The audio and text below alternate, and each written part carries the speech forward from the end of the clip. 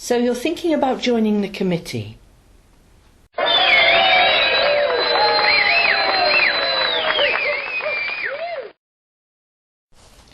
While there are opportunities for chats over cake and coffee, and even the odd glass of wine, there is much more to it than that. You will be providing a vital role in supporting your centre. A committee is sometimes called a trust, a board, or a council, but the job is the same. It is a legal entity made up of elected members who help the staff and volunteers to run the organisation. A committee's role is not to become involved in the day-to-day running of the centre.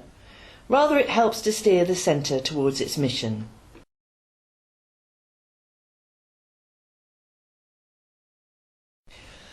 Volunteering as a committee member can provide a healthy boost to your self-confidence, self-esteem and life satisfaction.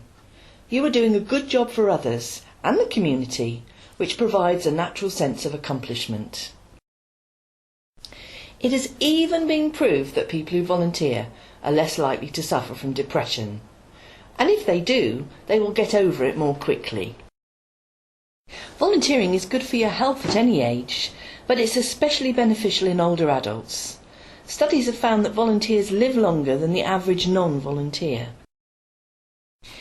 When researchers at the London School of Economics examined the relationship between volunteering and happiness, they found that the more people volunteered, the happier they were. Volunteering on a committee offers you the chance to develop new skills which can be transferable. Just because being a committee member is unpaid, it doesn't mean the skills you learn are basic. Business, financial management, negotiation, marketing and line management are just a few of the many skills you will develop. And there is the opportunity to take up the fantastic training offered by Link West. Being on a committee is a fun and easy way to explore your interests and passions. Doing volunteer work you find meaningful and interesting can be a relaxing and energising escape from your day-to-day routine. You will need to turn up to meetings regularly and on time, get to know and understand the Constitution, commit to the organisation, be prepared to volunteer some time to do the job, and be aware that you have a legal responsibility for the centre. The committee is responsible for making sure the sums add up and there are sufficient funds to run the centre. They plan, not just for now, but for the future, and review the centre's activity to ensure it's meeting the needs of its community. They need to have regular committee meetings and make sure a positive centre image is maintained. They are also the direct employers of the paid manager or coordinator.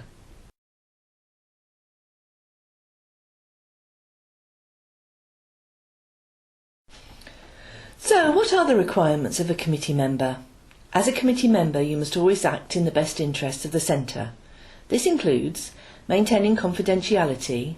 This means not discussing centre business outside of the committee, and you need to act in good faith and with care and diligence. You should always act honestly and in the best interests of the organisation. You should never misuse centre information or your position or exploit the centre for your own purposes. Always disclose any relevant potential conflict of interest. You need to make sure the organisation does nothing illegal and ensure finances are managed responsibly. Finally, make sure the organisation sticks to its constitution. What exactly is the Constitution?